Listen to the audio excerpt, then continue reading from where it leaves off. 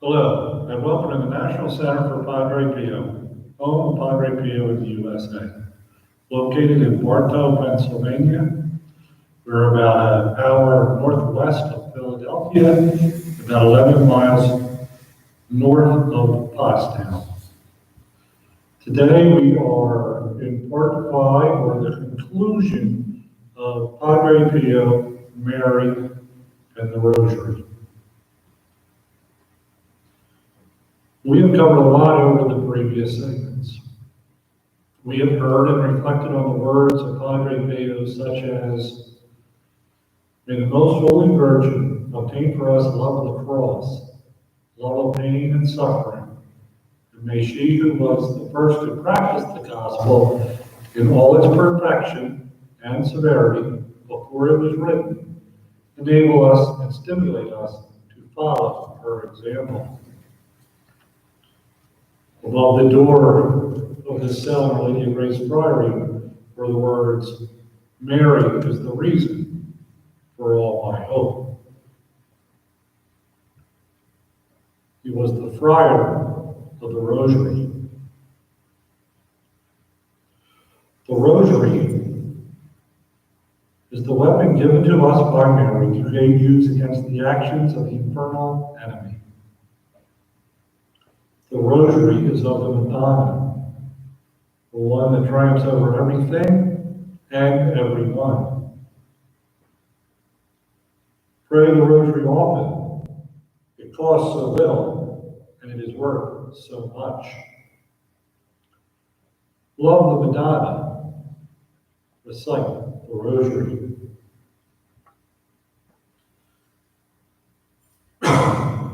If Jesus is the way and the light that leads to the Father, Mary is the way and the light which leads to Jesus. In our last segment, we discussed about how Our Lady of Fatima cured Padre Pio of his severe medical illness. Today, we will hear a story about Padre Pio, the devil, and Mary, and conclude with a story about a special rose. On July 5th, 1964, Padre Pio had heard of a failed exorcism. He resolved to pray all night for the girl. Around 10 p.m., his superior and someone else heard a loud crash, and, entering Pio's room, found the old man on the floor in a pool of blood. His face was swollen, and blood was pouring from his nose and from a deep cut above his eyebrow. There were no signs of forced entry, and nothing in the room was broken or disturbed. However, a blue pillow was neatly tucked beneath the injured man's bleeding head. As one rang the doctor, the other asked who placed the pillow under Padre Pio's head. Weakly, he replied, "The Madonna." The following morning, the possessed girl that Padre Pio was praying for appeared before his scheduled mass and screamed to the crowd, "Last night I really hit that old man. You'll see if he comes down to mass." Nobody paid any attention to her, but when mass was to begin, the superior announced that Padre Pio was indisposed. The woman raged, "Did you hear? The old man will not come down to say mass.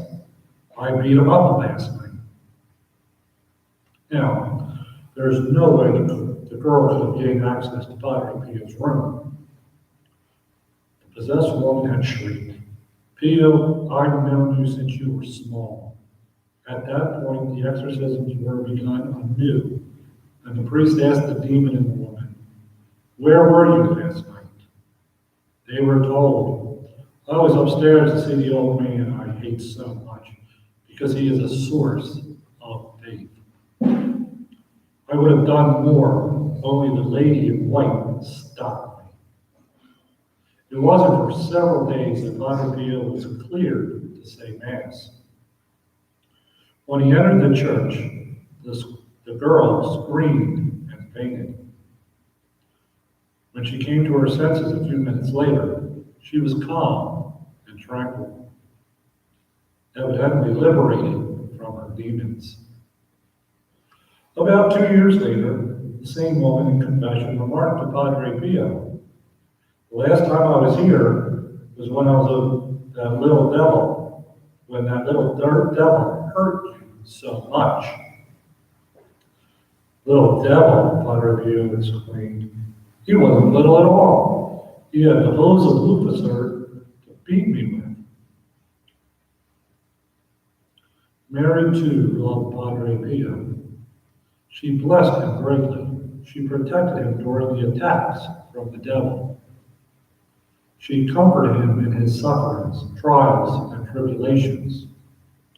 Was ever known that anyone who fled to your protection was ever left unaided?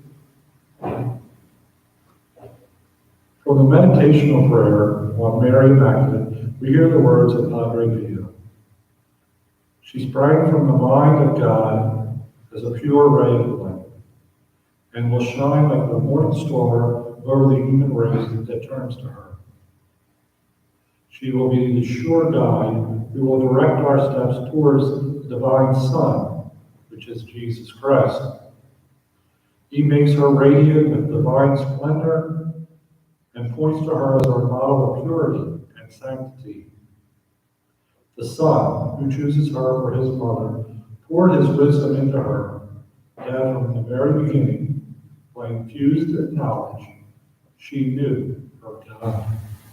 She loved and served him in the most perfect manner, as he never, until then, had been loved and served on this earth.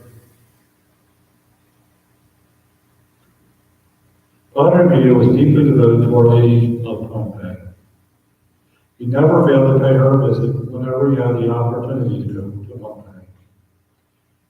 He went to this mystical sanctuary for the first time in 1901, when he was 14 years old, accompanied by his teacher and 7 schoolmates. As a soldier, during his military service in Naples, he never failed to run down to Pompeii from time to time to say hello to his beautiful Virgin. A few days before his death, on the eve of the 50th anniversary of his stigmata, he was offered a bouquet of roses. He was deeply touched, and with a slight gesture towards the picture of the Virgin Mother, he took the rose and asked one of his spiritual children to take it to Pompeii and place it in front of the image of the Madonna. That rose, wrote Father Geraldo Fulmeri, did not wilt. It remained beautiful, fresh, and fragrant until the day of Padre's death. Then it closed and became a bud again. That rose, with the venerated Padre Pio's love of the beautiful Virgin, his beloved Mother of Pompeii. How do you practice the gospel? Are you drawn by its perfection, or do you stop short, frightened by its severity? I want to thank you for joining us for this 5-part segment on Mary, Padre Pio, Mary, and the Rosary. We have information at padrepio.org on the resources of Mary and Padre Pio that you can be directed to purchase and to learn about the relationship between the two. May God bless you and have a great day. St. Pio Pietrelcina, pray for us. Our Lady, pray for us. Amen.